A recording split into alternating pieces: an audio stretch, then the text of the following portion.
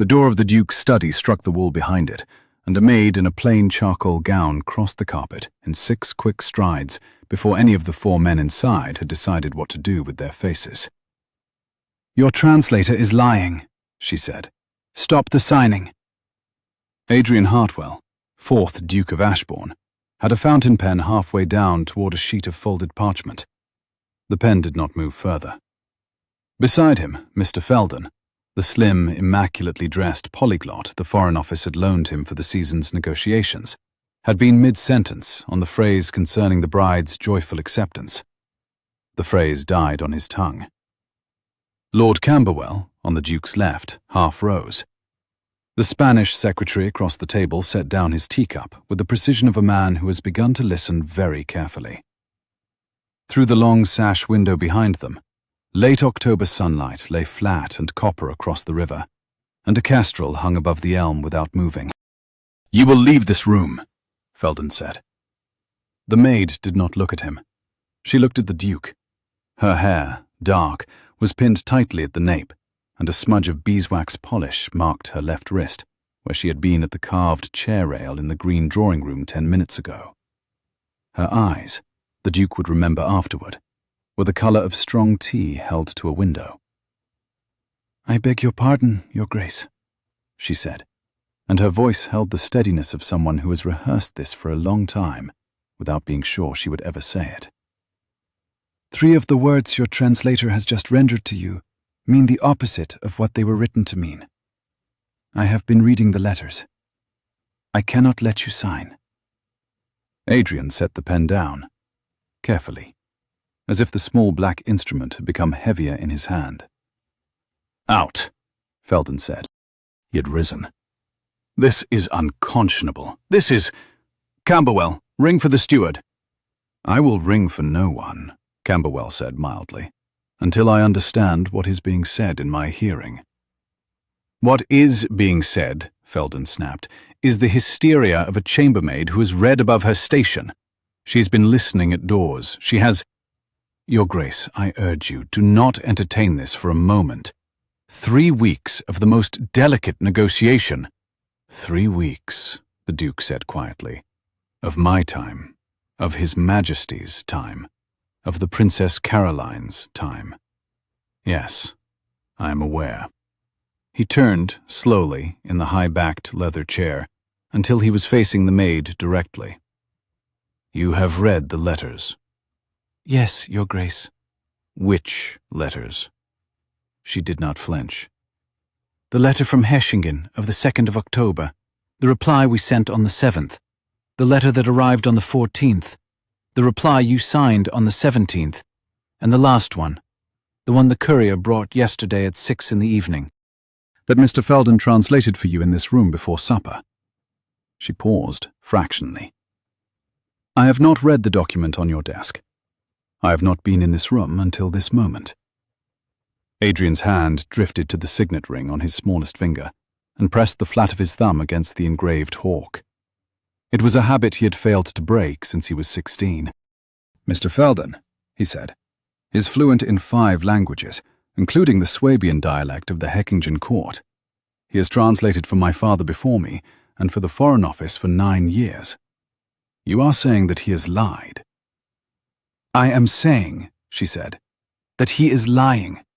Now, in this room, about a marriage you are 5 minutes from agreeing to. I do not know why, Your Grace.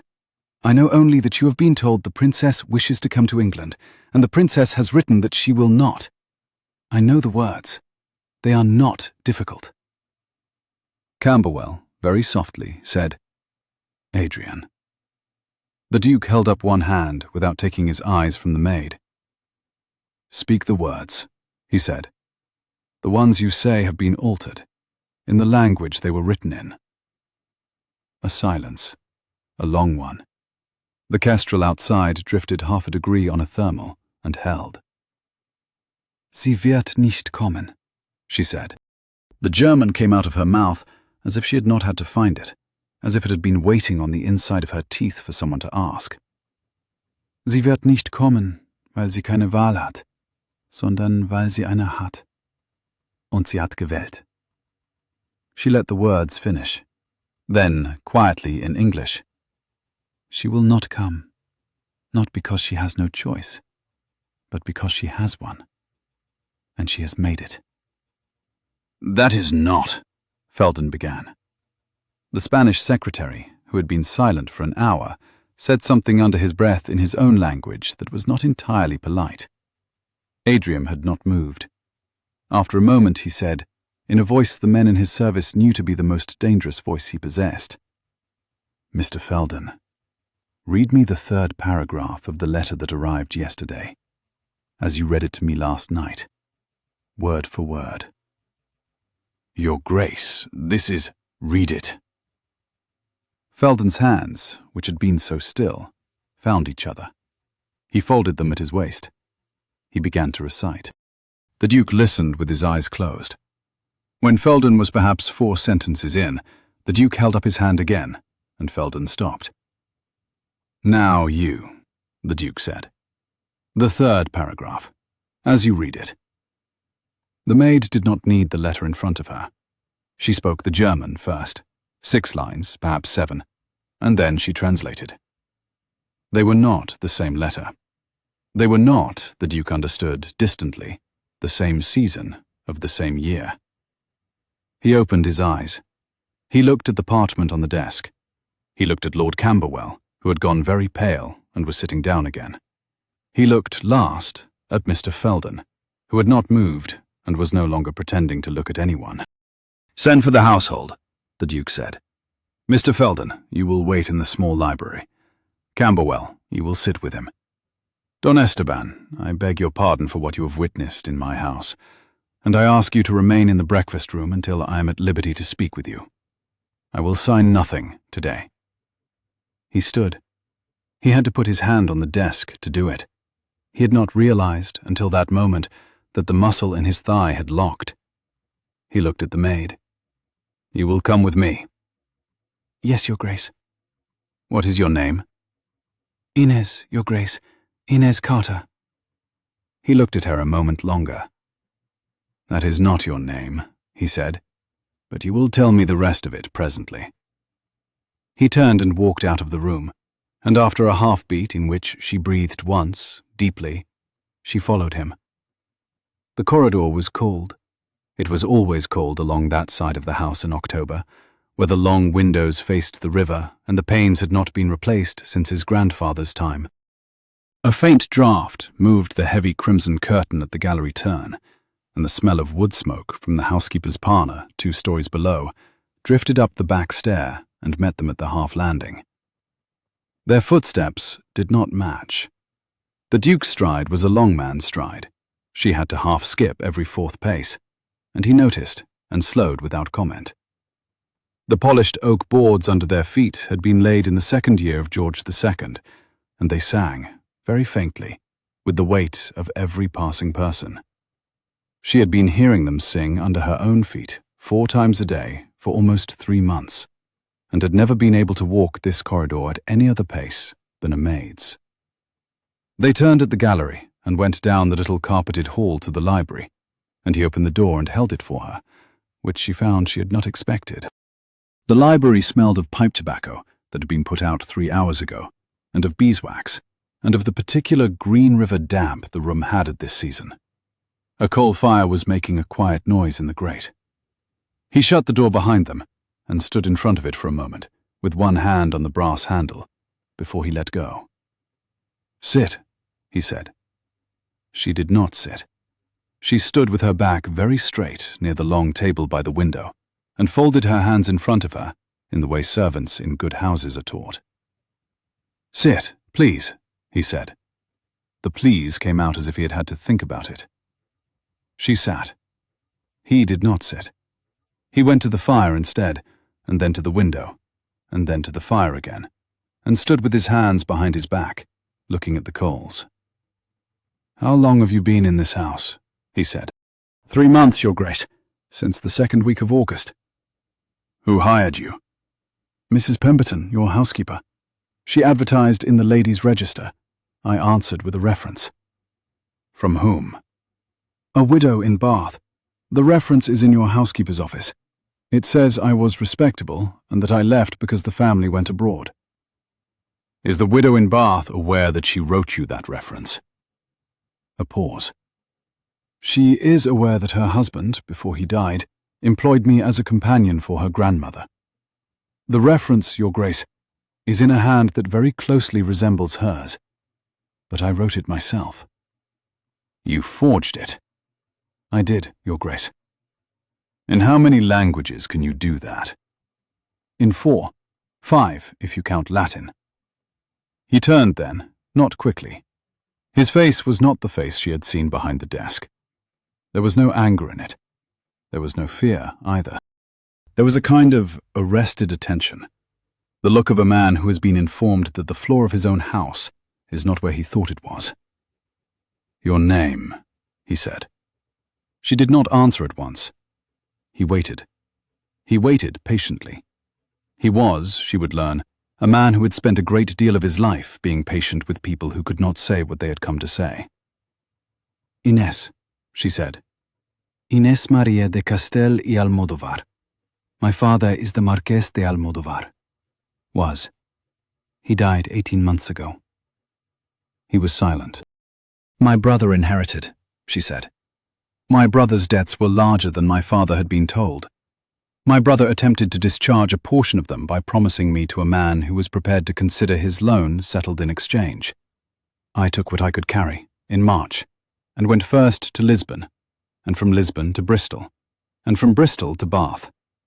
In Bath, I learnt that the Foreign Office in London employed the household of the Duke of Ashbourne for certain matters of correspondence, and that the Duke himself was understood to be involved in a marriage negotiation of some delicacy with the German Principality of Hechingen-Sigmaringen. I read of it in the Morning Post. I came north. Why? Because Hechingen is a small house, and a poor one. And I knew the princess. I met her in Vienna in 1812, when my father was at the Congress. A breath. She is 23. She's been writing to her aunt that she wishes to enter a convent of canonesses at Augsburg. She does not wish to come to England. She's being told, in the letters she receives, that you have already withdrawn the offer once and reissued it on harsher terms. Your letters say you have done no such thing. Both of these things cannot be true. The Duke walked to the long table by the window and put his hands flat on it, on either side of where she was sitting, and bent his head and looked at the inlaid wood as if it might tell him something he had not been told. Why, he said, did you wait until the morning of the signing? I did not wait, Your Grace. I tried to send word 3 weeks ago. He looked up. To whom? To Lord Camberwell, by private letter, unsigned. He did not respond. I assumed he had seen the letter and dismissed it as a mischief, or that he had not seen it because Mr. Felden collects the post. Mr. Felden collects the post. Mr. Felden collects the foreign post, Your Grace. It is, I understand, a courtesy he has been extended. Your steward gave it to him to spare your housekeeper the inconvenience of looking up the seals. How? The Duke said, very softly. Do you know that? I dust the steward's office on Tuesdays. For the first time, something in his mouth moved that might, in another room, in another conversation, have been the beginning of a laugh.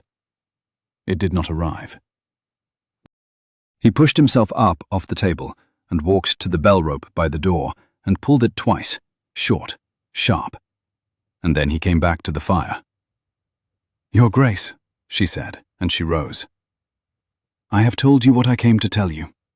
I will go and pack my things. If you wish to send for the magistrate, I will not run. Sit, he said. You will not be sent for the magistrate. Not by me. Not today. She sat. He looked at her then for a long enough moment that she felt the colour in her face try to come up, and refused, by act of will, to let it.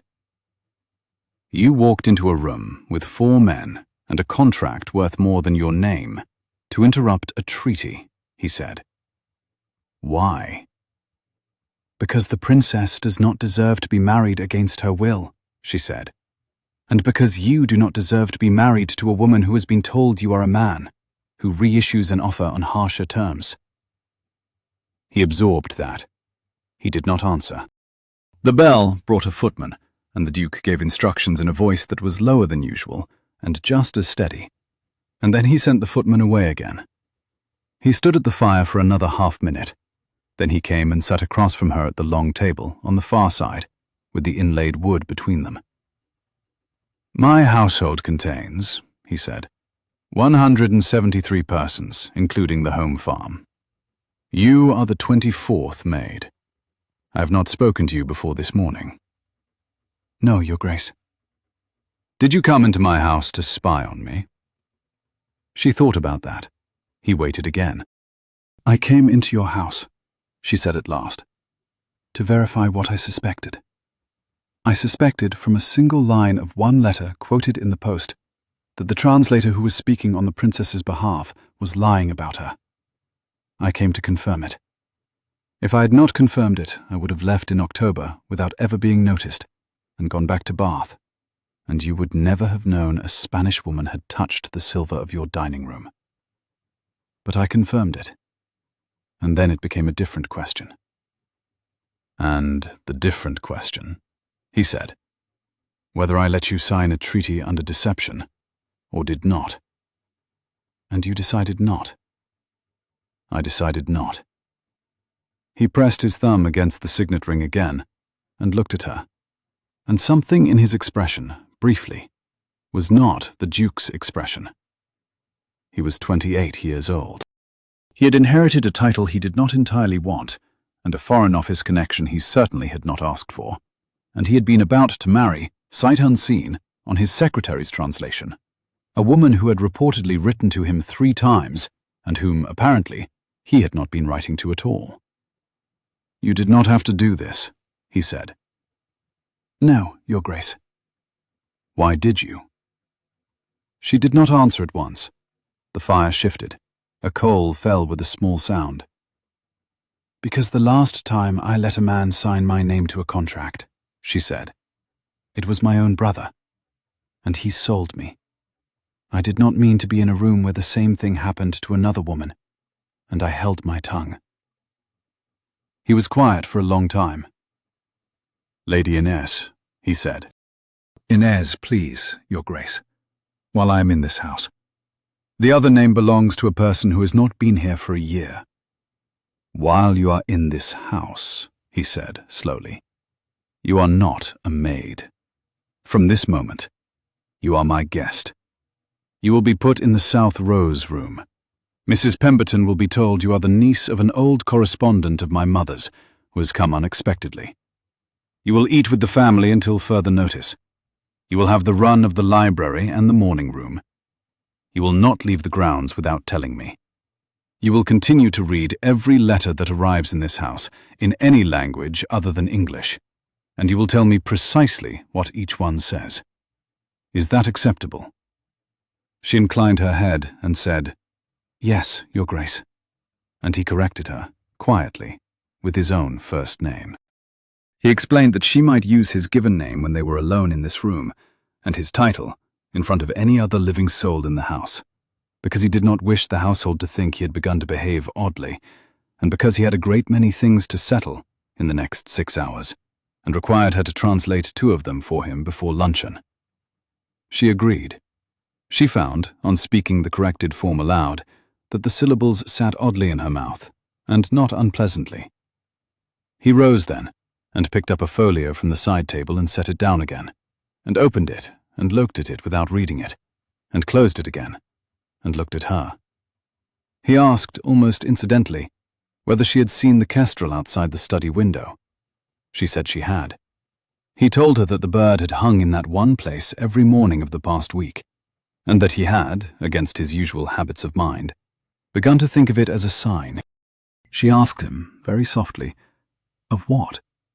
And he answered that he had not known until 10 minutes ago, and that he now thought, perhaps he did. He went to the door. With his hand on the brass handle he turned and looked at her once more. "You walked across a Persian carpet," he said, "in 8 strides, with beeswax on your wrist. and changed 3 weeks of my life. I had not known that was possible until 10 minutes ago. I am sorry, Your Grace.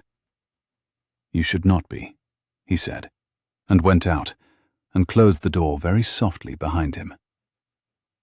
She sat at the long table by the window for another minute and did not move, and watched the kestrel hold itself against the empty air over the elm, and discovered that her hands, in her lap, were trembling. She had not noticed. She put one hand on top of the other and stilled them, and got up, and went to find Mrs.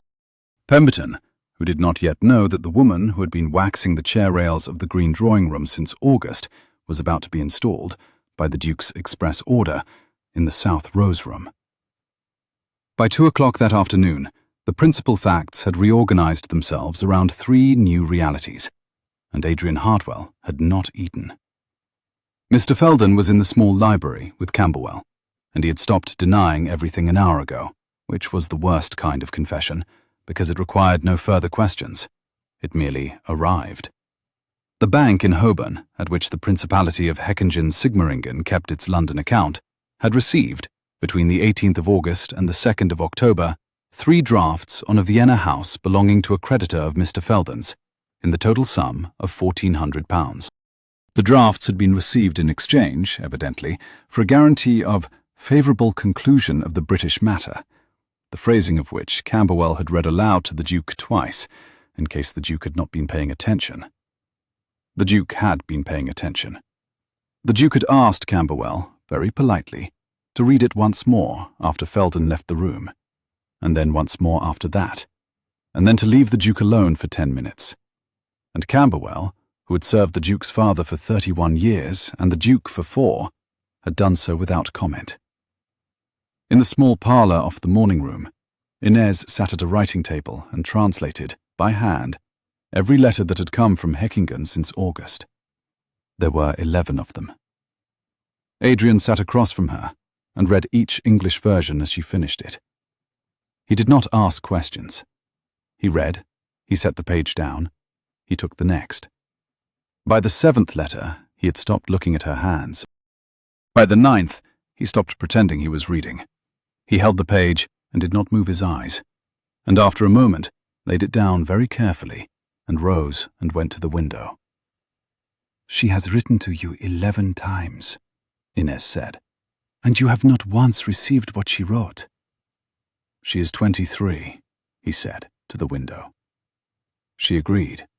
She told him, in the same level tone she might have used to read off a household account, that the princess did not wish to leave Augsburg at all, that she wished, in fact, to live out her days in the canoness's house in the upper town, where there was a library, and where her aunt was the abbess.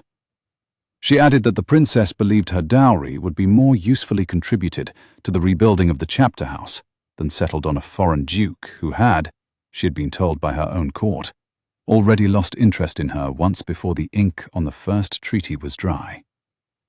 Adrian did not turn from the window. He said, into the cold pane, that he had not lost interest in her once, that he had never seen her face. Inez answered that she knew that, and corrected herself, after the smallest pause, to the form he preferred. He pressed his palms against the cold pane and watched a rook ascend off the lawn. The rook went up in the heavy, unhurried way of rooks, and tilted, and was gone. "What does she want?" he said. "What does she actually want? From me? From this? From any of it?" Inez set the pen down. She did not pick up another letter. She folded her hands. "She does not want to come to England," she said. "She wants the treaty to fail without disgrace to her father.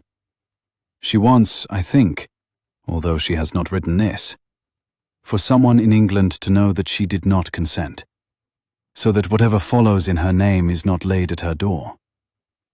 "What follows?" Adrian said. "That depends on you." He turned from the window. He was, she saw, thinking again. He had a particular thinking face. He looked, for a fraction of a second, no older than her younger brother had been the summer before everything in Spain went wrong, and she did not allow the fraction to mean anything to her. and pressed it down, and reached for the next letter. There was a clause, he said, that I had insisted on.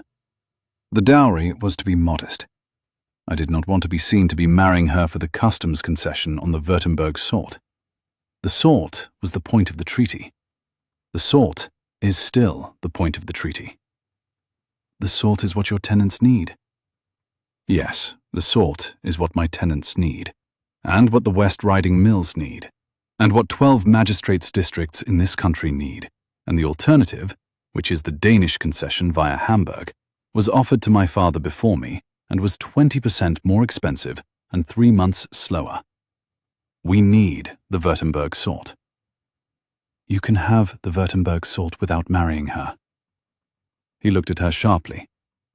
You believe so? The Principality of Hechingen-Sigmaringen needs the British recognition more than it needs the marriage. Their Diet quarrels every 6 weeks. They have not been formally received in any London capacity for 19 years. The princess is, regrettably, a respectable girl with no political weight whatsoever. Even her father admits it. And this marriage was conceived as the visible token of a recognition the British government had already decided to extend regardless. The salt was the carrot. The recognition was always going to come. He sat down across from her, slowly. You know this. How? My father was at Vienna in 1814. I was 19. I read his correspondence because he could no longer see well enough to read it himself. I've been reading European correspondence for 4 years. I do not know everything.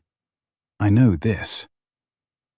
I know one Foreign Office man, Adrian said quietly, who would say with great dignity that you are wrong. Mr. Felden. Mr. Felden. He is not the only Foreign Office man. No, Adrian said. He is not. He looked at the 11 letters on the table. He looked at her hands. He looked, after a moment, at her face. I'm going to propose a thing to you, he said, and I would like you to consider it carefully before you answer. She caught herself in the wrong form of address again and corrected it without prompting. He marked the correction with the smallest movement of his head and went on. He told her, in a single steady stretch of speech, that he intended to ride for London at midnight and would be 3 days. He would leave Camberwell here at the house with Felden. He would see 2 men at the Foreign Office whose names he was not yet at liberty to give her, and he would return on the Saturday. He wished her, when he returned, to be here. He wished, further, on the Sunday morning, for her to dictate to him in her own hand, in 3 languages, the letter the Princess Caroline ought properly to have received from him in the previous week, and for that letter to be sent. And then, he said, he wished to begin again, to negotiate the salt, to recognize the principality, to decline the marriage on terms that did not disgrace her father, to tell the princess, by way of one private letter to her aunt at the Canoness's house in Augsburg, that no one in this country had wished her any harm, and that she might consider the British matter closed. She said it was generous. He said it was not generous. It was correct, and there was a difference. And she knew the difference, and that was why she had come up the corridor that morning and broken down a door. She found she could not answer. She nodded once. He asked whether she would stay, and she said that she would. He rose then, and hesitated for the space of a single drawn breath, and went on. He had one further thing to ask, he told her, and she might refuse it without any consequence whatever to the offer he had just made. She bid him ask it. He did not look at her when he said it. In London, when I see those 2 men, I will be asked who alerted me. I will be asked because the alteration of foreign correspondence in the office of a peer of the realm is a matter on which the Foreign Office takes a particular view. I would prefer not to give them your name. I would prefer to tell them that I noticed the discrepancy myself. I am willing to do this, but I am asking you whether you would prefer me to use your name. Some women in your position would. The recognition is not nothing. She asked him, very quietly, please not to use her name. He answered that he would not. She thanked him. He told her, with the smallest formal courtesy, that she was welcome, and paused at the door. "Mrs. Pemberton has made you up a fire in the South Rose room. The chambermaid you knew yesterday is putting your trunk on the press. If anyone in the household speaks to you with insolence, you will tell me. You will not endure it." She told him, in the matter-of-fact tone she might have used to give him the day of the week, that she had endured worse. He said, after a moment, that he imagined she had, that he should still prefer that she not endure it in his house. He went out. The door clicked shut.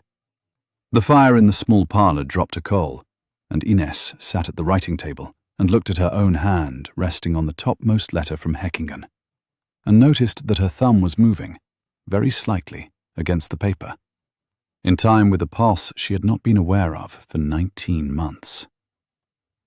The hours that followed were the slowest hours Ines had known in 19 months. She translated the 11 Heckingen letters by lamplight in the parlour, and watched the shape of a deception she had carried in her head for 3 months become a shape on paper, line by line, in 2 languages, in her own hand. She watched Adrian read each translation without once interrupting, and noted, distantly, the way his jaw set fractionally tighter at the 3rd letter, and stopped setting at all by the 7th, as if the muscle had given up the project of containing what was inside it. She translated. She wrote. She did not look at the clock. The room smelled of beeswax and ink, and the faint metallic tang of the pewter inkwell. The fire in the grate burnt down twice, and was made up twice, by a footman who came in without knocking and went out the same way. Outside the parlour window, a thin, late-afternoon light was beginning to retreat across the lawn toward the river. She did not notice it go. The wind came up around 5, a thin northeast wind that shook the last yellow leaves out of the limes along the avenue and carried them in flat, curling drifts across the gravel. The lamps in the long corridor were lit early. The footman, who had been moving through the house all afternoon, with the particular soft tread of men who have been told nothing and have therefore worked out everything, set out the silver in the small dining room with twice the usual care, polishing the pricket stems against their cuffs, straightening the napkin folds twice, lining the wine glasses to the precise breadth of a thumb.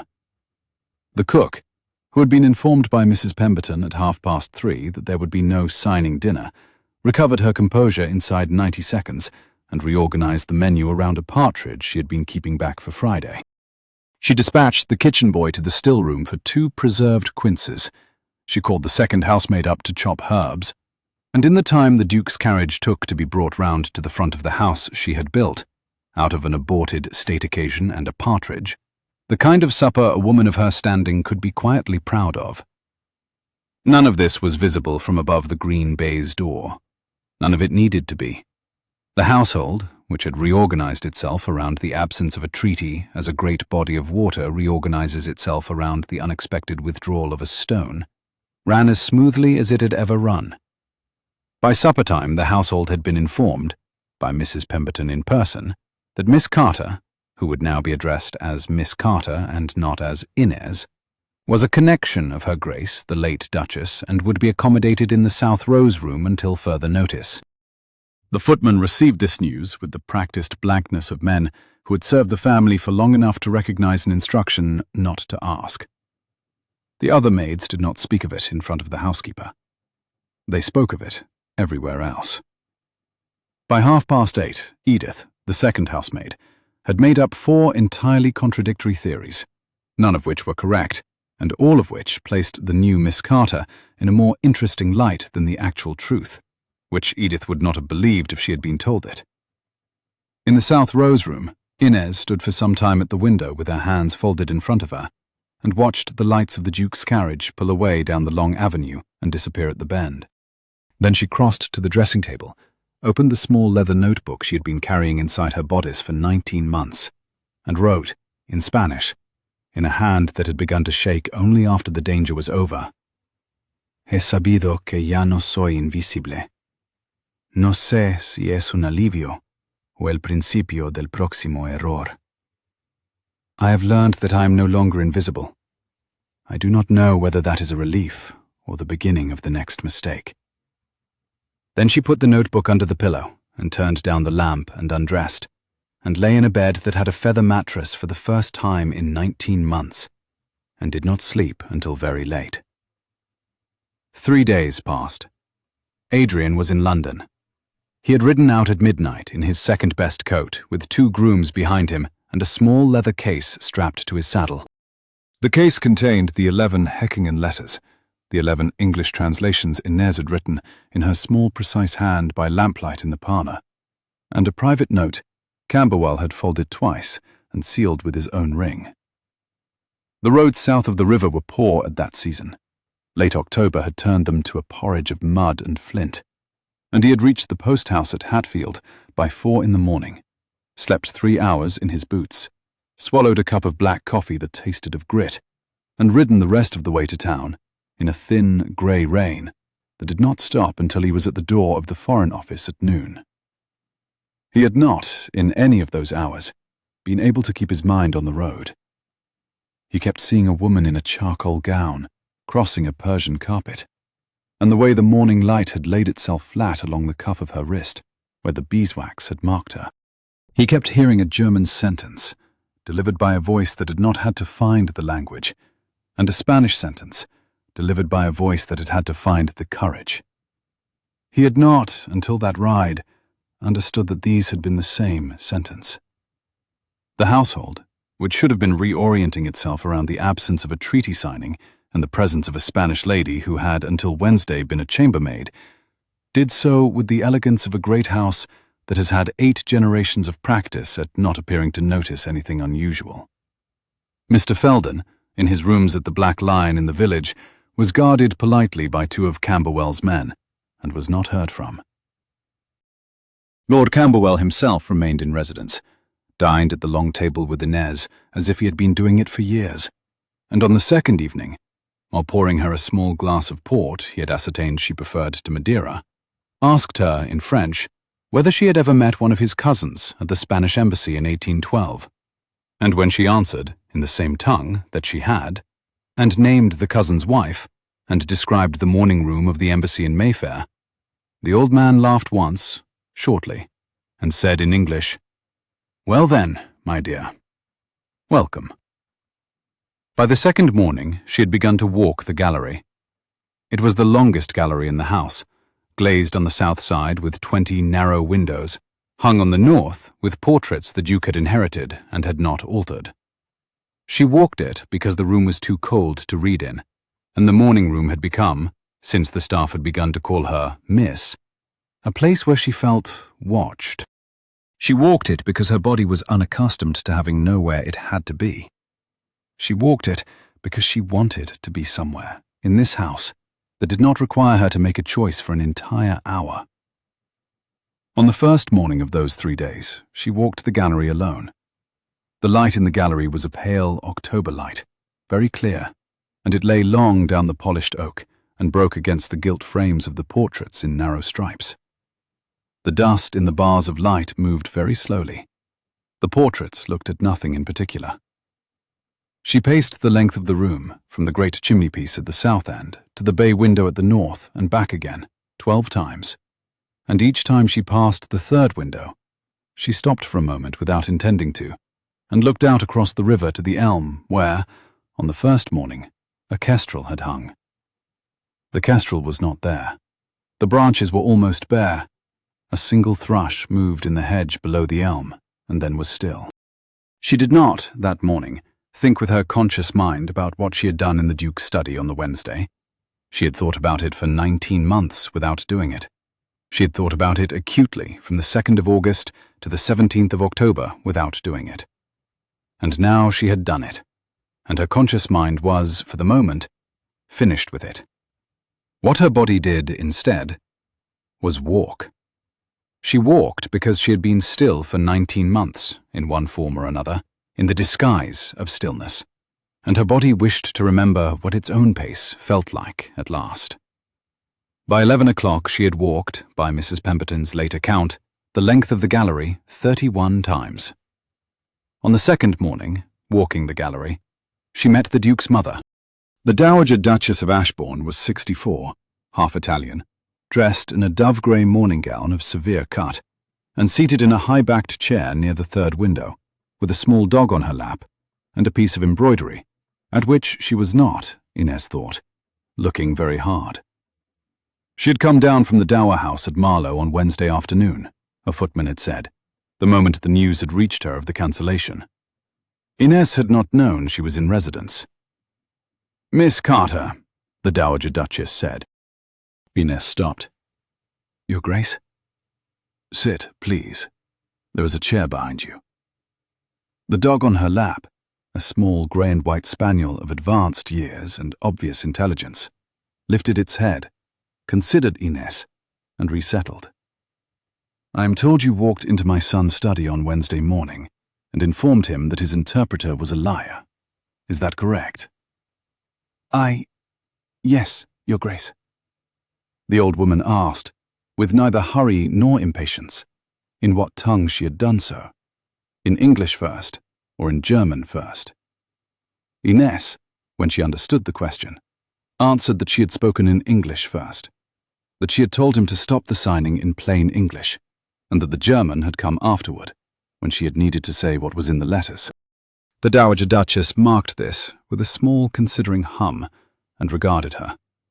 "Your English is the kind of English a Spanish lady learns when she has been governed by an English governess from age 6 or 7, and has spent more than one season at the court at Madrid before the war. It is not the English of a maid. My son did not, I take it, notice this in August? He had not heard me speak before Wednesday morning, Your Grace." "No, he would not have. He does not pay attention to the people he believes himself to know. He pays the most acute attention to the people he believes himself not to know. It is one of his weaknesses. It has, on this occasion, served him." She set down the embroidery. "You took a very great risk." She said yes, that she had taken the risk, yes, for a stranger, yes, at considerable cost to her own concealment, and at the further cost, she did not say this, but the Dowager Duchess marked the not saying, of every careful thing she had built since the morning of the 2nd of August. "The Principality of Heckingen-Sigmaringen has, I believe, an embassy in London, which would be obliged to recognize you formally as the daughter of the Marquess de Almodovar.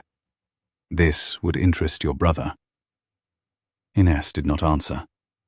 The Dowager Duchess waited. "Yes," Inez said at length. "Ah," said the Dowager Duchess gently. "And so you have walked out from behind a piece of beeswax polish in order to prevent a marriage of which you should have known nothing, knowing that the moment your name is spoken aloud in any London office, your brother will find you, and your situation will become, possibly, worse than it was the day you fled. I did not consider the consequence in those terms when I went up the corridor on Wednesday morning, Your Grace." "I see that you did not." "I have considered it since. And I am willing to bear the consequence." The Dowager Duchess looked at her for a long moment. The dog stretched and resettled again. "My son," she said, "has gone to London to ask the Foreign Office to extend you a discreet protection on grounds he has not been entirely candid with them about. He will not give them your name, but he will give them a problem to solve, and at some point in the solution they will say to him, 'And the source, Your Grace, the source.' He may or may not at that moment hold your secret. I think he will. He is, in spite of appearances, a man of his word. But if he should not, you should know that this house, and the Dower House at Marlow, and the small house I keep at Florence, are all available to you. We will not give you up to your brother, child. Whatever else happens, we will not." Inez tried to speak, and found she could not for a moment. "Why?" she said, when the moment passed. "Because my husband was a man," the Dowager Duchess said, very simply, "who once paid a poet's debts for him, without being thanked, and never told anyone, and died not particularly admired except by me. And my son is his son, and you are a brave woman alone in a country you did not choose.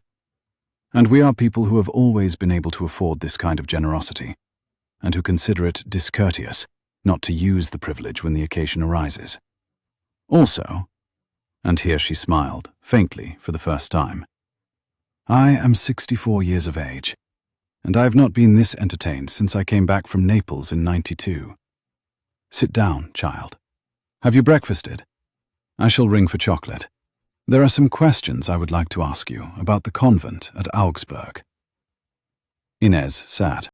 She did not, she discovered afterward, remember very much about the next 40 minutes.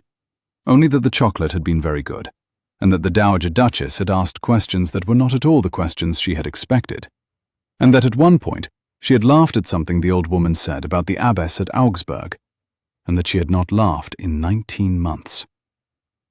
When she returned to the South Rose room, there was a folded note on the dressing table, in a hand she did not yet know.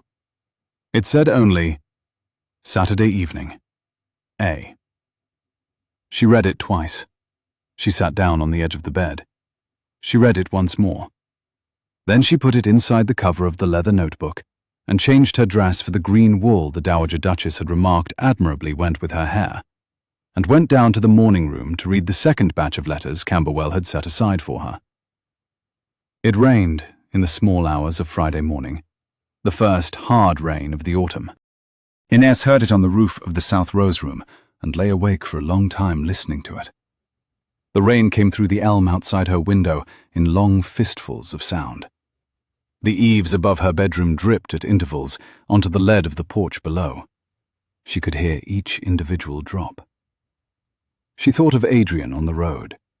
She thought of the courier carriages he would by now have passed at 3 different post-houses between London and the gates. She thought of the 11 Heckingen letters in the small leather case in his luggage, and of the 11 English versions in her own hand, written by lamplight, by a woman who would, by Saturday evening, no longer be able to claim she had not deliberately altered the course of the treaty. She thought, briefly, of her brother, 2,000 miles south of her, asleep at this hour in the great bed at Almodovar, with the windows open to the night, because he had always slept too warm. She did not think of him for long.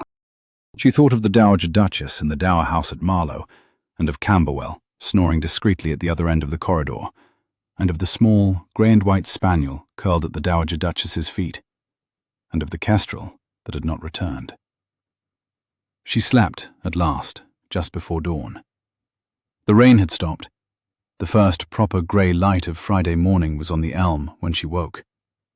Friday itself she spent in the morning room with the Dowager Duchess and a basket of lemons that had arrived, somehow, from a hothouse in Twickenham, which the Dowager Duchess intended to candy by her own recipe, and which therefore required Inez to peel them in long, unbroken spirals, while the Dowager Duchess sliced and pressed and recited, with a brisk air of professional affront, a chronological history of all the foreign princesses who had been sent to England by their fathers in the last 100 years, and the various unsatisfactory ends to which those journeys had been put. Inez peeled. The yellow rind came away under her thumb in long, fragrant curls. She did not, until the Dowager Duchess unexpectedly said, "Your hands are very clever, child," realize that she had not held a lemon since the last summer at Almodovar. She did not say so. She turned the next lemon in her palm and began the next spiral, and the kitchen door opened at intervals to admit the second housemaid, bringing in tea, and the wind in the chimneys had dropped to a low, even sigh that did not need to be attended to, and was not. The Duke arrived on Saturday evening at 20 minutes past 7, in mud to the knees, and asked Mrs. Pemberton in the entry hall whether his guest was at supper. Mrs. Pemberton, who had been informed by the Dowager Duchess in the most unmistakable terms that Miss Carter was henceforth to be received as a family connection of the first water, answered that Miss Carter was indeed at supper in the small dining room with the Dowager Duchess and Lord Camberwell. Adrian thanked her. He went up the stairs 3 at a time, washed, changed, came down again. He was at the door of the small dining room within 12 minutes. She was sitting between Camberwell and the Dowager Duchess. She was wearing the green wool gown, and a single jet brooch at the throat that he recognized with a small jolt as one of his mother's, and she had been laughing, quietly, briefly, at something Camberwell had said. She stopped laughing when she saw him. She did not stand. She did, however, set down her glass. "I am sorry to be late," he said. "Sit, my dear," the Dowager Duchess said. "Mrs. Pemberton, set a cover. Adrian, you have eaten nothing for 3 days. Do not pretend." He sat. He looked across the table at Inez. He did not speak for a moment. Then he said, in a voice the Dowager Duchess noted later in her private journal as the voice of a man who had remembered something he had been trying not to think about throughout a long ride from London. "I have something to tell you both, and Camberwell already knows the half of it. If anyone would prefer to hear it after supper, they may say so. I would rather say it now." The Dowager Duchess bid him speak. "The Foreign Office," Adrian said, "has asked us to receive the Princess Caroline of Hechingen-Sigmaringen at this house in person. She is on the road. She will arrive in this house by Friday next, at the latest, in the company of her aunt, the abbess of the canonesses of Augsburg, and a Foreign Office representative. The treaty will be opened again, in her presence, in this room, at a small private signing. The salt will be settled. The marriage will not be contracted. The princess will return to Augsburg the following week with the formal recognition of the British government and a dowry redirected, by her own letter signed in Calais before she sailed, to the rebuilding of the chapter house at the convent. Mr. Felden is, this evening, in the custody of the Foreign Office in Whitehall." A silence. The Dowager Duchess prompted, single-syllabled. "And?" Adrian answered that the Foreign Office had been informed that the original alteration of the correspondence had been discovered by a member of this household, whose identity the Duke was not at liberty to reveal. His mother spoke his name, half query and half reproof. He answered, simply, that he had given his word. "To whom?" she asked. "To her," he said. The Dowager Duchess nodded once. She looked at Inez. Inez had not moved. She was looking at her plate. "Miss de Castle," Adrian said quietly. She raised her eyes. The Princess Caroline asked, in the letter she sent forward, whether the woman who had alerted her would be present when she arrived. She asked because she would like, if it can be done with discretion, to thank her in person. Inez set her napkin down. She folded it. She did it twice, although the napkin was already folded. Inez observed, almost to her plate, that the princess did not know her name. Adrian said no, she did not. That she knew only that someone in England had been awake and would like to look briefly at the face of the awake person, and had said it would help her sleep on the journey home. "Then she shall," the Dowager Duchess said briskly. "Look at it. Adrian, eat your soup. Camberwell, ring for the second course. Miss de Castell, you will sit on my right hand at the dinner for the princess on Friday next. You will be introduced as my husband's late goddaughter's daughter, which has the merit of being a thing no one in this country can verify. And you will speak German for the company, at the moment in the meal when the company has had enough wine to find it agreeable. Adrian, sit straight, my dear, you are slumping. I have not seen you slump since you were 16. Adrian sat straight. He looked briefly at Inez. She looked at him. Neither of them said anything. The footman came in with the second course. The fire crackled. The lamps burned. Outside the long windows, the river ran black under a young moon, and a kestrel, somewhere above the elm, hung against the cold air, although that, of course, neither of them could have known. Friday next came on the wing of the first frost. The princess arrived at 4 in the afternoon, in a travelling carriage that had been escorted through the village by 6 of Camberwell's mounted men, and one rather conspicuous representative of the Foreign Office, in a dark coat. The princess was small, fair-haired, 23, and so plainly tired that Adrian, meeting her in the entry hall, did not bow, but stepped forward and offered his arm, and she took it gratefully, and let him lead her into the drawing-room himself before any further courtesies were attempted. Her aunt, the abbess, a tall, thin woman in the black and white of the canonesses of St. Augustine, came after her with the steady, unimpressed walk of someone who had been on a road for 11 days and intended to continue at the same pace until she got home. The Dowager Duchess received them in German, fluently and with charm. Inez, in a gown of deep amber silk that the Dowager Duchess had had altered overnight from one of her own, stood at the Dowager Duchess's right hand, with her own hands folded in front of her and her face composed. She had not slept much. The princess, when introduced to her by the Dowager Duchess as "my late husband's goddaughter's daughter, recently arrived from Spain," looked at her with an expression that, for a fraction of a second, sharpened. It was not a hostile sharpness. It was the sharpness of a girl of 23, who had been a princess in a small court since she was 16, and had, in that time, learned which faces in a room were worth her attention. Her eyes lingered for perhaps a heartbeat. Then she dropped them. She murmured the appropriate things. She sat where she was directed. Tea was brought. The conversation, at the Dowager Duchess's deft direction, addressed the journey, the road, the weather. Adrian sat to one side and spoke chiefly to the abbess, who liked him within 5 minutes for the entirely unfair reason that he reminded her of a cousin she had been fond of as a girl. The Foreign Office man, whose name was Mr. Welkin, and who spoke serviceable German, took notes nobody could see him taking, and said almost nothing.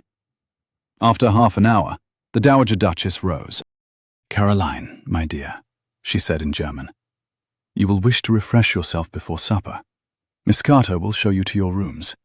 Frau Aunt, if you would do me the very great honor of taking a turn of the conservatory with me, I have an orchid I would like your opinion on." The abbess, who knew an excuse when she heard one, rose. She and the Dowager Duchess sailed out of the drawing-room arm in arm. The princess rose. So did Adrian, briefly, and Camberwell, and Mr. Welkin. The princess looked once at Adrian. She inclined her head. She turned to Inez. She addressed Inez simply by the name the household used, and asked her, with the smallest gesture, to lead the way. Inez led her up the great staircase, along the long carpeted gallery the princess had been given the use of, and to the door of the chamber Mrs. Pemberton had prepared. The princess thanked her, in German, and asked her to step inside for a moment. Inez did. The princess closed the door behind them with her own hand, walked to the center of the room, sat down on the edge of the dressing chair, and looked at her. "You are not Miss Carter," she said. Inez admitted that she was not. The princess asked her, in a voice that did not rise above the lowest register of polite conversation, to speak in German for the remainder of the interview, observing, with a small, dry humor Inez had not until that moment expected of her, that the walls in English houses were thinner than English houses thought. Inez agreed. She shifted into the second tongue without effort. The princess looked at her then for a long moment, in the unhurried way of someone reading a face she had been told about at length, but had not yet been permitted to see, and asked her, simply, how she had come to do what she had done. Inez told her. She told it briefly and without ornament. She told it because the princess deserved the version with no decoration, and because she had decided 2 days ago that if this moment came, she would not lie. The princess listened without interrupting. When Inez had finished, the princess pressed her hands together in her lap and pressed them against the silk and said in German, very low, "I prayed for someone. I prayed for one person who would be awake. I prayed for it for 40 days. You should know that. I was not, I think, expecting you, but I was praying for you. Your Highness." The princess asked her name. She would not use it, she said, where it could be heard, but she wished to have it for her own private use. Inez gave it. The princess repeated it once aloud, tasting the syllables. Her German mouth made the S a little softer than the Spanish S, but the name held. Then she said, more quietly, "Inez, there is a thing I would like to do. I would like, before I go, to thank you in front of one other person of my own choosing. I will not use your name. I will say only, This woman. But I would like the moment to exist. It is important to me. When Inez asked in front of whom, the princess named her aunt, the abbess, and the duke. Inez began to point out that the duke already knew the truth. The princess waved the objection aside before Inez had quite finished it. She was aware that the duke knew, she said, with the smallest and driest amusement Inez had heard from her yet. I am also aware that the duke has been carrying your secret for 9 days in a London Foreign Office, alone. I would like him to be in the room when I thank you. I would like him to hear that he was not the only one who saw what was done. She looked down at her hands. And I would like, frankly, miss, for him to see what kind of woman a man can build a life with. He has been sold a particular kind of woman in the last 5 months, the kind who weeps and consents in 3 foreign languages. I do not like to think of him being left without a corrective. Inez did not answer at once. Your Highness, she said. Yes. You are very kind. She was in her debt, the princess answered. Then, more quietly, I am also a very small princess of a very small principality, and I have spent 5 months thinking that everyone who wished me well had been bought off. I would like, in this house before I go, to do the one thing I can usefully do. She smiled, briefly, properly, for the first time. My aunt will think it is a piece of devotion. She thinks everything I do is a piece of devotion. Netta, we are agreed? We are agreed. Good. Now sit a moment. I have not had a conversation in 11 days that did not include a representative of the Foreign Office. Tell me about Spain. Inez sat. She told her about Spain. They were in the room for half an hour. When they came down to supper, the princess walked beside the abbess and laid her hand gently on the older woman's arm. And during the soup course, when the abbess had said something quietly funny in German, the princess laughed openly, and the Dowager Duchess noted it, and noted the colour that came into the girl's tired face, and noted that the Duke had been watching her, without watching her, and was quietly satisfied. And at the far end of the table, Inez ate 3 spoonfuls of soup, and looked at the napkin in her lap, and felt the 19 months behind her shorten slightly, as if a window, very far away, had been opened. The week between the princess's arrival and the Saturday signing passed in the manner of a household that has been holding its breath without realizing it. The first frost had set in for good on the Friday morning. The lawns were silvered at 6, brown at 9, green again by 11. The head gardener brought in the last of the rose hips and laid them in shallow trays in the still room beside the cat. The kitchen ovens ran from before dawn until after dusk. Mrs. Pemberton walked the back stairs 3 times a day, with the look of a general inspecting a position she did not intend to lose. The princess took her tea in the morning room at 10, walked in the conservatory with the abbess at noon, dined in the small dining room at 6. She slept, the Dowager Duchess noted with quiet satisfaction, for 9 hours each night, which was more than she had done in 5 months.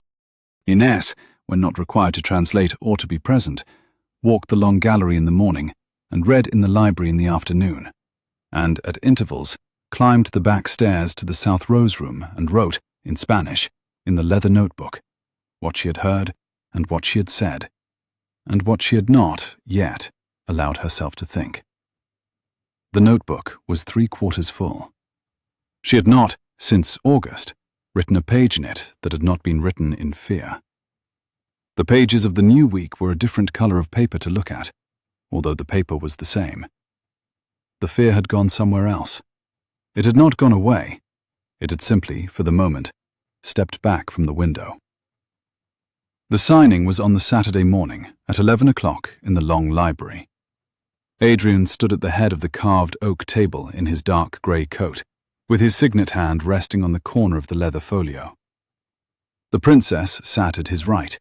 The abbess sat at the princess's right. Mr. Welcome sat opposite, with the British copy of the redrafted treaty, The customs concession on the Württemberg salt clearly listed in the second clause, and the recognition of the principality in the third. Lord Camberwell sat at the foot.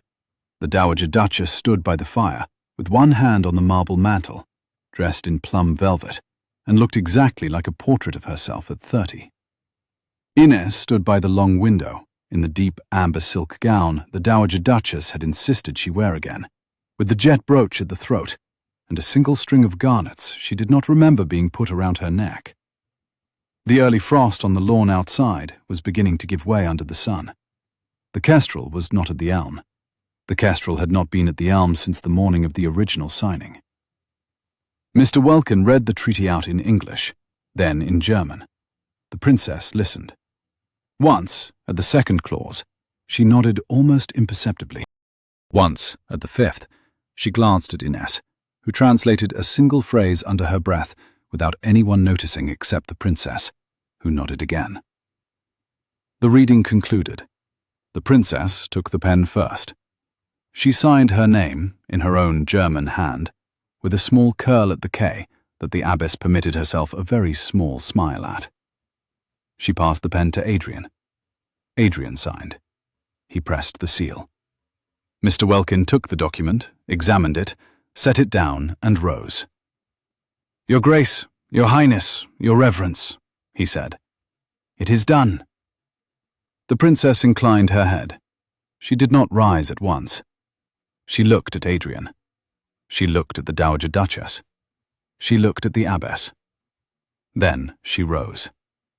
Adrian and Welkin and Camberwell rose with her, and the abbess.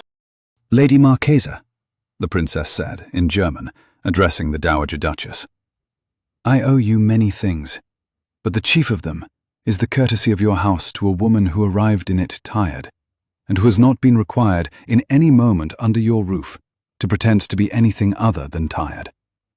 I shall not forget it." "Caroline," the Dowager Duchess said, "you are gracious."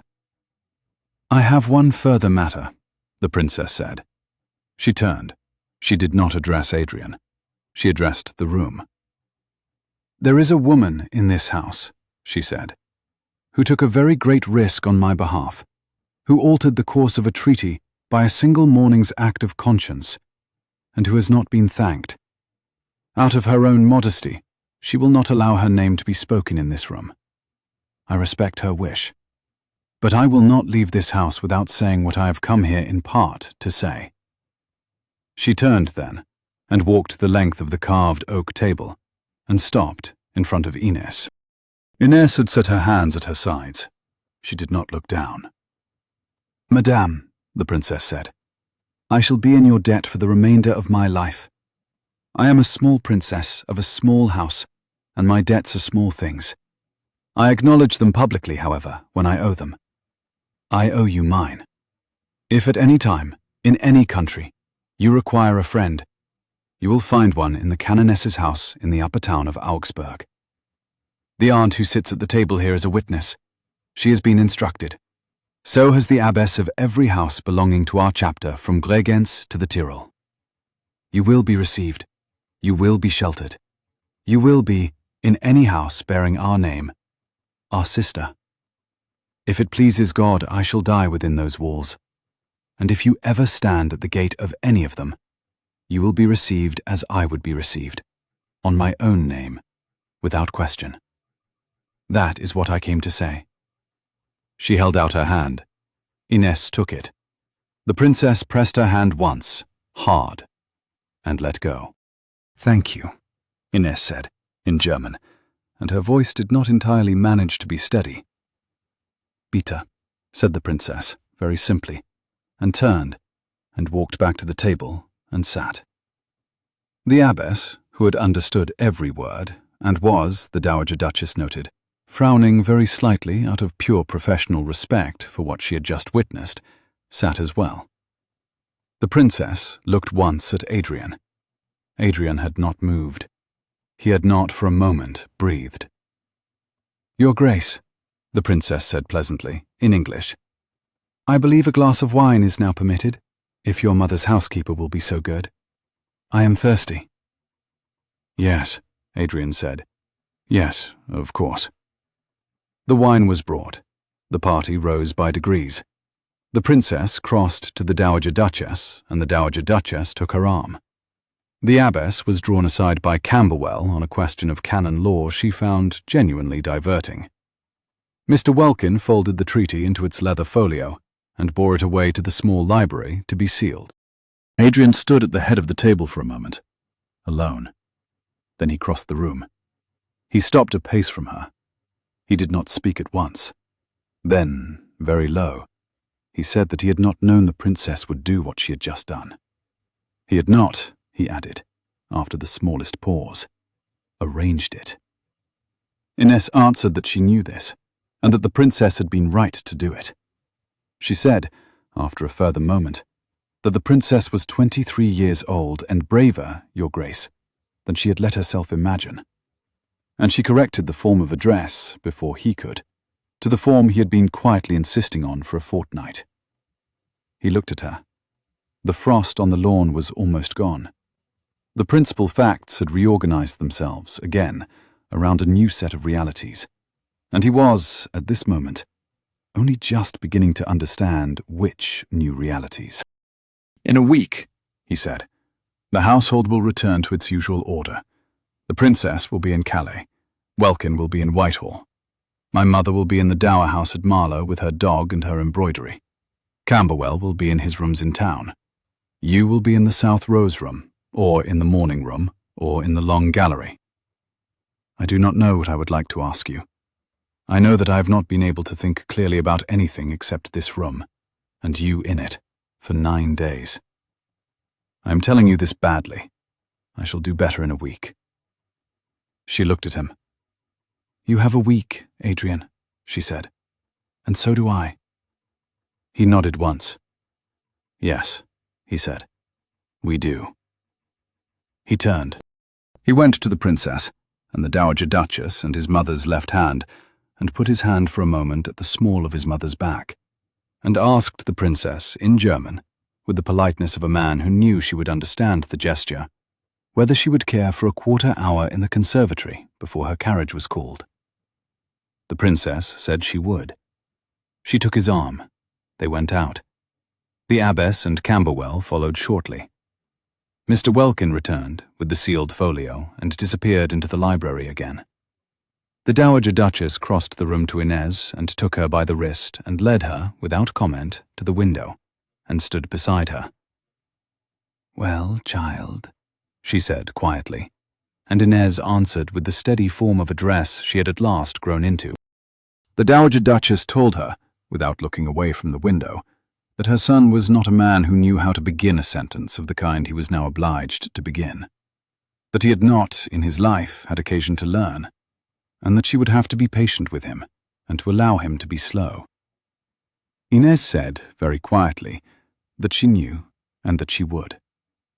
The Dowager Duchess looked at the lawn for a moment, and at the place where the frost was retreating along the boxwood hedge, and at the distant point on the avenue, at which a carriage would, in not too many hours, set off for Calais, and another carriage would not, this time, return to London, but would remain in the coach-house, because its master had nowhere he urgently needed to be. Good, she said. The week that followed was the strangest of Adrian Hartwell's adult life, and the simplest. The princess departed for Calais on Sunday morning, with the abbess beside her in the travelling carriage, and Camberwell's 2 best men riding ahead. She left a small packet for Inez in the Dowager Duchess's hand that contained a silver cross from her own throat and a folded note in German. The note said, Sister, Augsburg waits. K. The cross was put on the dressing table in the South Rose room, and, in the hour after the carriage's wheels had stopped being audible at the bend, Inez sat for a long time with it in her hand, and did not write in the leather notebook, because she did not yet know what to say. Mr. Welkin departed on Monday morning for London, with the sealed treaty folio in a strapped dispatch case, and a private letter to the Foreign Secretary in the inside pocket of his coat. Lord Camberwell departed on Monday afternoon, having dined on Sunday with the Dowager Duchess and Inez, at a small table in the morning room, and having pressed Inez's hand at the door and said, in his courtly French, that he should consider it the privilege of his old age to receive her under his roof in town for as many seasons as she should care to come up for. That his wife, who had been dead 12 years, would have liked her enormously, and that he should, at her smallest sign, raise his hand for her in any London room. He went down the steps to his coach, looked back once, lifted his hat, and was gone. The Dowager Duchess remained. "I am not leaving for Marlow," she announced to her son at breakfast on Tuesday morning, "until the heir in this house has decided what it would like to be. You will not require me to leave before the heir has decided. Eat your kipper." Adrian ate his kipper. He had not, since the previous Wednesday, been able to look at his mother for very long without feeling that she was reading something in his face that he had not meant to put there. And his mother, who was reading exactly what she suspected, had the courtesy to pretend not to be doing it. She buttered her toast. She fed a corner to the dog. She informed him that she intended to take Mr. Castell through the long gallery after breakfast and identify by name every ancestor on the north wall whose history could be relied upon to scandalize a Catholic, and that he might, if he chose, join them at the second window for the introduction to his great-grandmother, who had eloped with a French abbé. Adrian said he would join them at the second window. He did join them at the second window.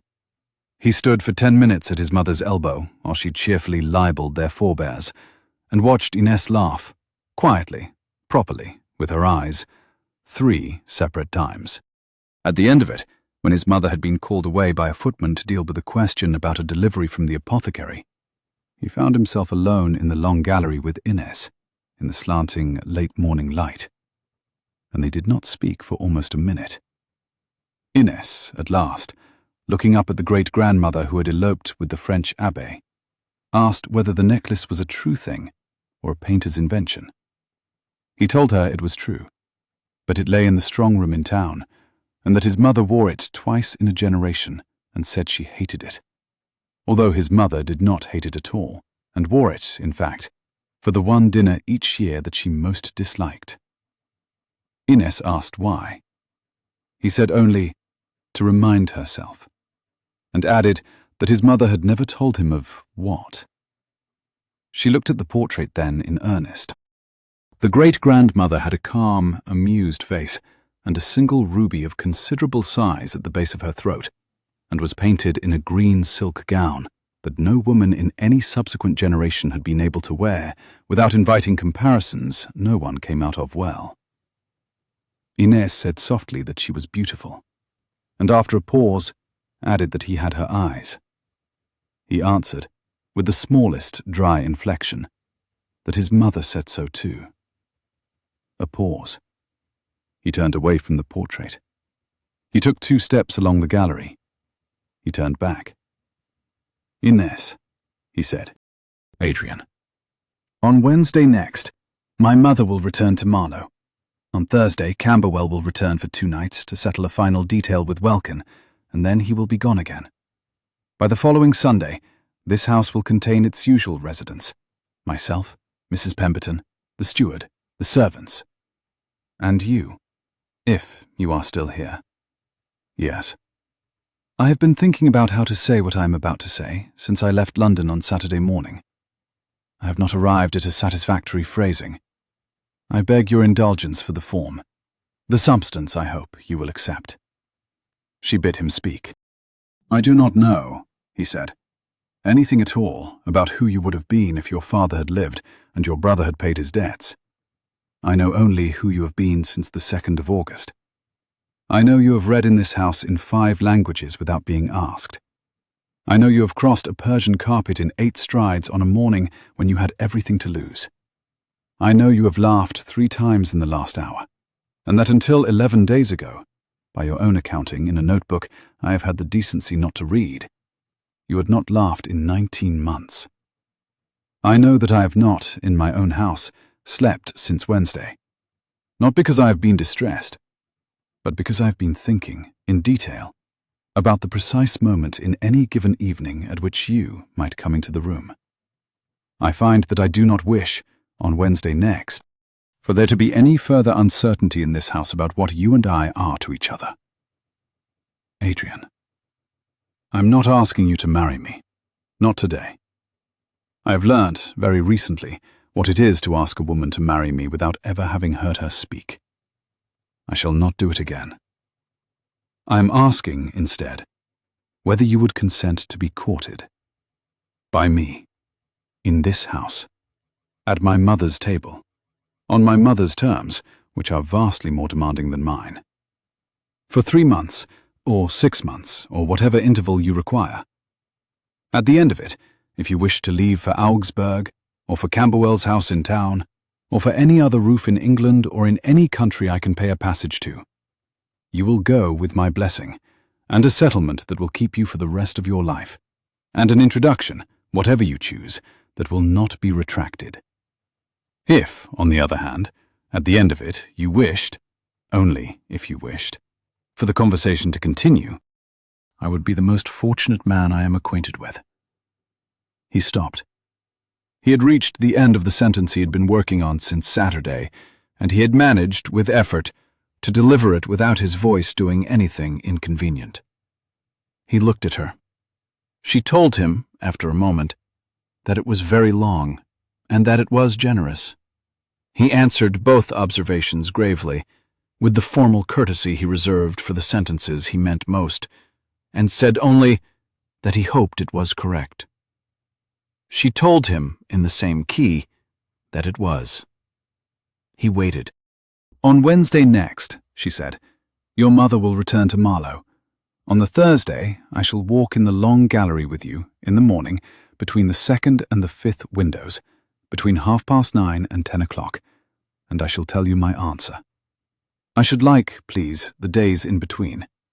I have been making decisions at speed for 19 months, Adrian, and I find I am in no haste to make this one without thinking. He told her, simply, to take the days. She thanked him. He repeated, almost to himself, that she would tell him on Thursday, and she answered that she would. He nodded. He did not, in that moment, do anything else. He did not touch her hand, although he had been thinking, intermittently, for 9 days about the precise angle at which her hand had laid one of the 11 Heckingen letters down on the writing table on the afternoon of the original revelation. He did not lean forward. He did not, in any way, hurry her. He stepped back. He bowed, very slightly. He turned. He went out of the long gallery the way he had come in. She stood beneath the portrait of the great-grandmother with the ruby at her throat for another full minute, and watched the dust travel slowly through a bar of sunlight, and noticed, without being able to do anything about it, that her hand on the carved oak rail had begun, very faintly, to tremble. And noticed, after a moment, that this was, in the new and unexpected register of her life, the trembling not of fear, but of relief. The days between Tuesday and Thursday were unremarkable in the way that the most important days in a person's life are very often unremarkable. Nothing in the house was different, except that the air, exactly as the Dowager Duchess had observed, was deciding what it would like to be. The Dowager Duchess took Inés on 3 further tours of the gallery, 3 of the conservatory, 1 of the home farm, and 1, improbably, of the cellars, where she revealed an unexpected expertise in port that she had inherited from her father and had been given few opportunities to deploy.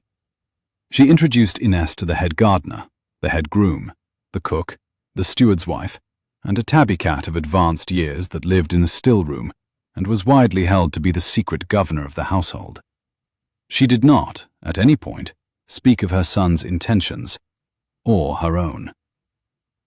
She asked Inés one evening at supper, however, what she would do, assuming her brother were to be made to understand, by the action of certain offices in London on which the Foreign Office could be persuaded to lean, that he had no further claim on her person. Inés, after some thought, said that she had not allowed herself to think of an after, and that she was beginning to discover that the absence of a defined after made the present rather difficult to inhabit. The Dowager Duchess nodded. She ate her trifle. She did not press the question further. Adrian, who had set himself the rule of not pressing any question at all, kept the rule with surprising ease. He saw her at meals. He saw her at the morning prayer the household kept on Wednesday morning. He saw her in the library, into which she had begun to drift in the late afternoon, with a folio of 17th-century Spanish poetry he had not known he owned, and which he must have inherited from his Italian grandmother. He did not interrupt her. He sat at the long table at the far end of the room with his own correspondence, and heard, occasionally, the small sound of her turning a page. Twice, when she rose to go, he rose also and held the door, and did not detain her in the doorway. The second time, on Wednesday afternoon, she paused beside him with one hand on the brass handle and said, very quietly, "Tomorrow at 9:30, in the long gallery, between the 2nd and the 5th windows." He said, "I shall be there." She went out. The morning of Wednesday came on very cold and very bright. A skin of ice had formed on the standing water in the stone trough outside the stables, and a robin sat on the rim of the trough and turned its head twice at the gardener's boy who came to break the ice with a poker. In the morning room, the Dowager Duchess took her coffee at the small table by the south window and read the Post, and made 3 notes in her diary in a hand that had been growing minutely smaller for a year and a half. Inez sat opposite her with a Spanish book open on her knee, and did not, in any of those 40 minutes, succeed in turning a single page. The Dowager Duchess pretended not to have noticed. At 10 o'clock she rose, and announced that Crampton, her coachman, would have the horses harnessed by 4, and that she therefore intended to take a long bath at 3 in the small bathroom above the kitchen, and would not be available between those hours for any conversation whatever. She said this to no one in particular. She kissed Inez on the forehead in passing. She went out. The Dowager Duchess departed for Marlow on Wednesday evening at 5 o'clock. She kissed Adrian on both cheeks at the foot of the front steps. She kissed Inez lightly on one cheek, and held her by both forearms for a moment, and said, in Italian, "Coraggio, figlia." She got into the coach. She lifted one gloved hand at the carriage window. The coach pulled away. The lamps in the entry hall were lit. Adrian and Inez stood for a moment side by side in the doorway, watching the coach round the bend, and then they did not look at each other, and they went, by separate stairs, to dress for supper, which they took in the small dining room together, in a silence that had nothing in it of awkwardness, and a great deal in it, the footman noted, of attention. They parted in the hall after supper. He bowed. She inclined her head. She went up the stairs to the South Rose room. He went into the library. He read for an hour without taking in a single sentence. He went to bed at 11. He did not sleep until 2. He rose at 6, dressed, breakfasted, paced, and was in the long gallery, between the 2nd and 5th windows, at 25 minutes past 9. She was already there. She was wearing the green wool gown. The morning sun, low in late October, came in slantwise through the south windows, and laid a long, cold bright bar across the polished oak floor. And she stood, half in it and half out of it, beside the portrait of the great-grandmother and the ruby. He came along the gallery. He stopped a pace from her. "Inez?" "Adrian?" A pause. She looked at him. "I have thought about it," she said. "For the most part of 2 days I have thought about it. I have thought about it less in the night than I expected, because I was sleeping, which was unexpected. I have thought about it walking the long gallery and the conservatory, and once with your mother in the cellars, where it is dark and a person can think clearly, because there is nothing in the corner of one's eye to distract one." She turned a fraction toward the south windows, into the cold, bright bar of light. He saw her swallow once before she went on. "I have thought about Augsburg. I have thought about my brother. I have thought about Camberwell's offer, and your mother's, and the princess's. I have not thought, very much, about the thing one is supposed to think about in such cases, which is whether I love you. I know I am supposed to think about that. I do not, just yet, know the answer to that question. I have been a maid for 3 months, and a fugitive for 19, and the daughter of a man who has been gone for 18. And the part of me that knows how to answer that particular question has not been allowed out into the air for some time. I do not wish to lie to you about it. I would rather tell you what I do know. Tell me. I know that I have not been afraid of you in any moment of any day in this house since the morning of the 2nd of August. I know that on the morning of the 18th of October, I crossed your study because some part of me had decided, 3 months before, that you were the kind of man it was worth taking a risk for. A coal in the fire dropped softly. She drew breath and went on. I know that I would prefer not to leave this house. I know that I would prefer to walk in this gallery with you in the mornings, and read in your library in the afternoons, and dine at your mother's table when she condescends to come down from Marlow. I would prefer to do this not as your guest, but as a person whose presence in the house is not subject to a condition I cannot influence. The slanting sun moved a finger's width along the polished oak between them. Neither of them noticed. I know that on Thursday evening last, when you stood at the head of the table and the princess thanked me, I looked at you across the room and thought, for the first time, I would build a life with this man, if he asked me, on terms that allowed me to keep the parts of myself I have only just got back. I know that you have, this week, asked me on exactly such terms. I know that I did not expect that. I know that I am moved by it. And I know that I would like, please, very much, to be courted by you, in this house, on your mother's terms, for as many months as you will give me, and that I do not, at the end of those months, expect to wish to leave for Augsburg. She had not, in delivering this speech, looked away from him. She did not look away now. He, for his part, had not moved. He had listened with his hands behind his back in the way he had listened to her speak the German across the desk on the first morning. When she finished, he did not at once answer.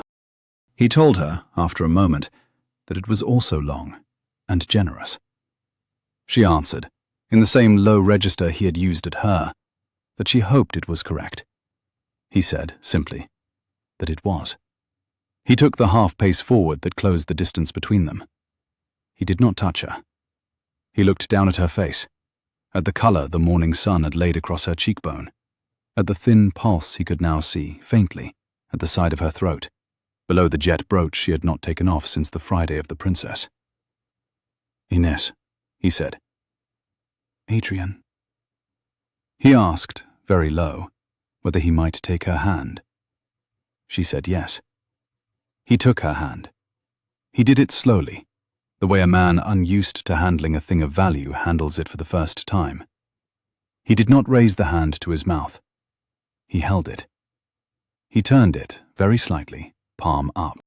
He looked at the small, pale callus at the base of the thumb and the very faint, ghostly remnant of beeswax polish along the inside of the wrist, which she had, he noticed, not been able to scrub entirely away in the 11 days since her last morning at the chair rail in the green drawing-room. He smiled, then, properly, for the first time since the morning of the 2nd of August. Thank you, he said. He pressed her hand once, gently, between both of his, and let it go. They walked the gallery together. They did not speak much. They walked from the 2nd window to the 5th, and then back, and then forward again, and stopped beneath the great-grandmother and her ruby for a moment at the 3rd pass. Outside the long south windows, the morning frost was almost entirely gone.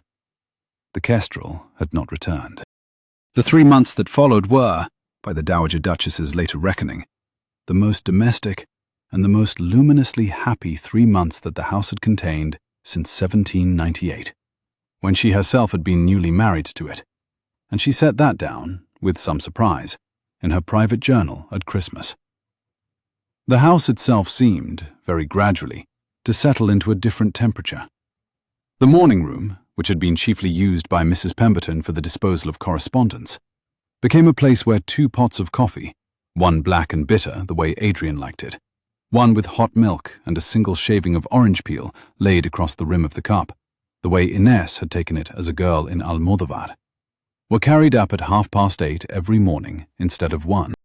By a tacit arrangement no one had announced, the second armchair beside the fireplace acquired a small persimmon-coloured cushion that the Dowager Duchess had sent down from Marlow with a single line in her hand. "For the chair, child, not for you. He keeps the room cold."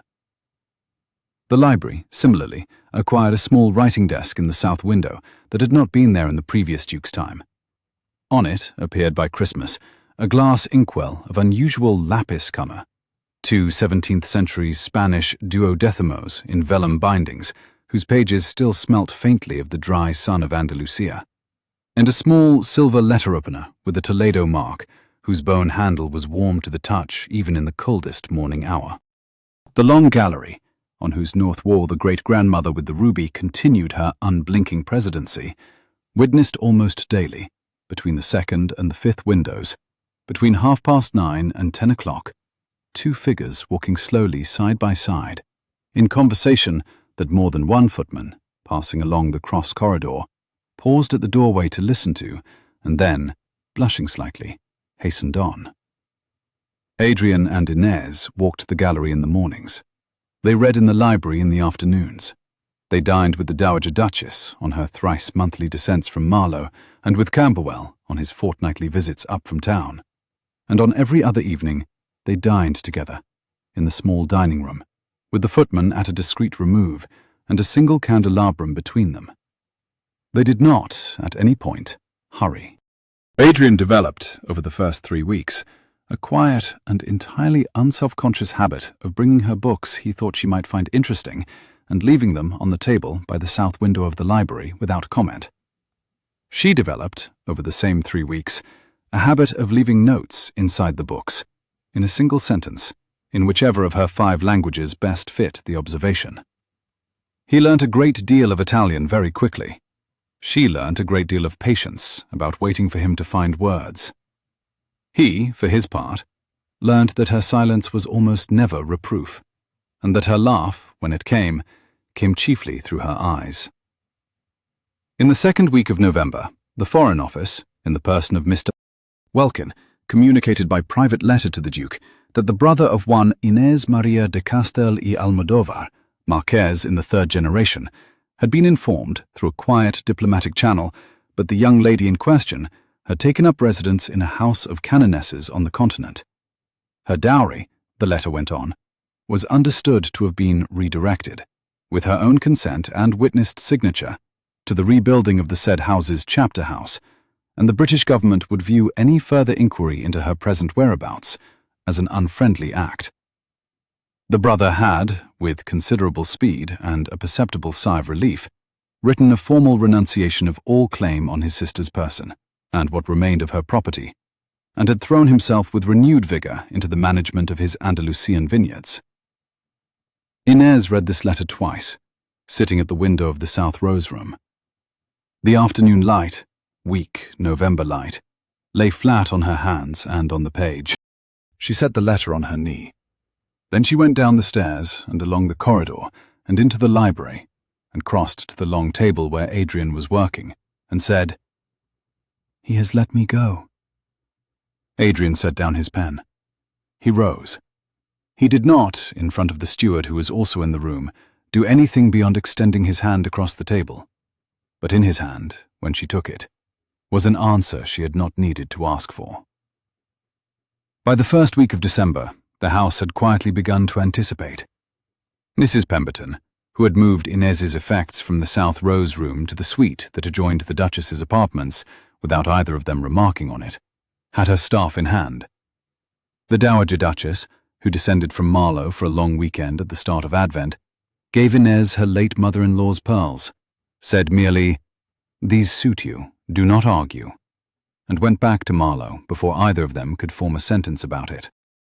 Camberwell brought up from town, in the last week of December, a small velvet case containing the great-grandmother's ruby, which had been reset, by his own discreet arrangement, into a pendant rather than a collar.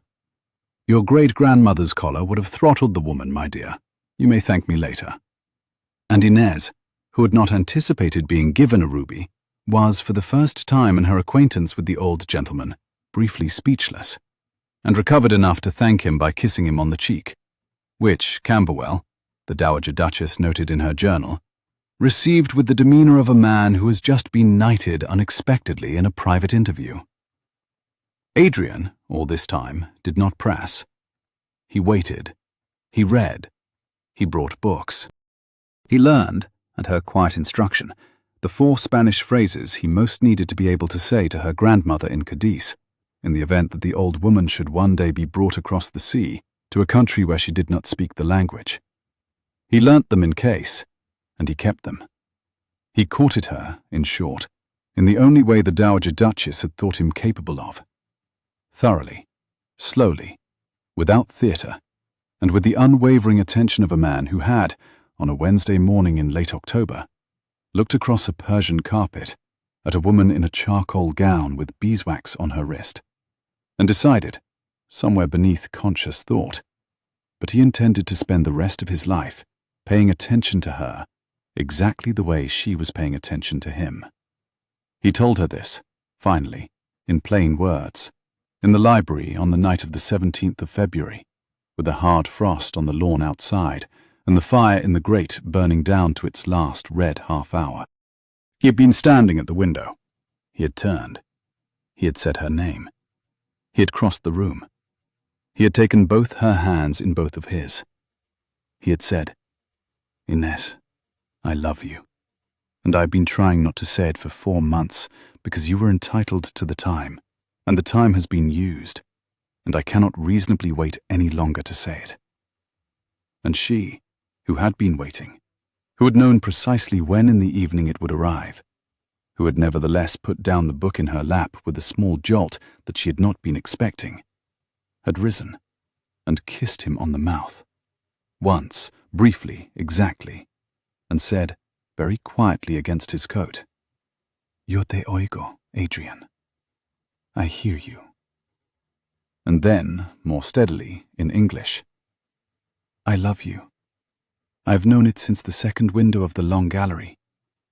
I was waiting to hear it from you." He held her for a long moment at the fire. He did not speak. He had, at last, run out of things he needed to say. They were married in the chapel of Ashbourne, in the 3rd week of April, in the soft new green of an English spring, by the rector of the village, and in the presence of the Dowager Duchess, Lord Camberwell, Mr. Welkin, who had, against expectation, become a close friend of the Duke's, Mrs. Pemberton, the steward, the head gardener, the head groom, the cook, the still-room cat, which had unaccountably managed to be in the chapel before anyone arrived, and was permitted to remain, and, by way of a small hand-bound prayer book sent ahead from Augsburg with a German inscription, the absent good wishes of the canonesses of St. Augustine of the Upper Town. The bride wore the great-grandmother's ruby, reset, at her throat. The groom did not, in the entire course of the ceremony, take his eyes off her. The Dowager Duchess permitted herself one small, dignified weep at the moment of the rings, and Camberwell, with great gallantry, pretended not to have noticed. 6 months later, on a warm October afternoon at the very end of the haymaking, the new Duchess of Ashbourne stood in the bow window of the morning room in a gown of pale apricot muslin, with the ruby at her throat and the Dowager Duchess's spaniel asleep at her feet, and read aloud, in German, the latest letter from the Canoness's house at Augsburg. The Princess Caroline, now formally a postulant, had finished her novitiate's gardening duties for the season, and had been entrusted with the cataloguing of the chapter house library, which she found, she wrote, profoundly satisfying. She sent her sisterly love. She enclosed a pressed leaf from the apple tree in the inner cloister. She said, in a postscript in her own small German hand, that she prayed every Friday morning at chapter for Die Erweckte, the awake one, and that she hoped the awake one was sleeping well at last. Adrian, who had come in from the steward's office and had stopped in the doorway to listen without interrupting, crossed the room. He came up behind her. He set both hands lightly on her shoulders. He looked, over her head, at the apple leaf the princess had pressed into the page. He asked her, gently, whether she was sleeping well at last. She said that she was. She turned in the circle of his hands and put up her own hand in a gesture that had become, over the course of the spring and summer, as natural to her as breathing, and laid her palm against his jaw. He bent his head. He kissed her, briefly, on the mouth. Outside the long south windows of the morning room, in the empty, bright sky over the elm where the great kestrel had once hung, no bird hung now. None needed to. She did not need a sign anymore. If you have been with me by the fire to the end of this story, if you have walked with Inez down the long corridor with the wax of the chair rail still on her wrist, and stood at the side of the carved oak table while the princess thanked her, and heard the Duke at last find the words he had been unable to find for 4 months, I am very glad you stayed. I read every comment, in every language. Tell me, if you will, was there a moment in this long autumn when you found you were holding your breath? I should like to know which one. Subscribe if you have not already, and join me again next week. There is another fire, another long corridor, and another door waiting to be opened. Until then,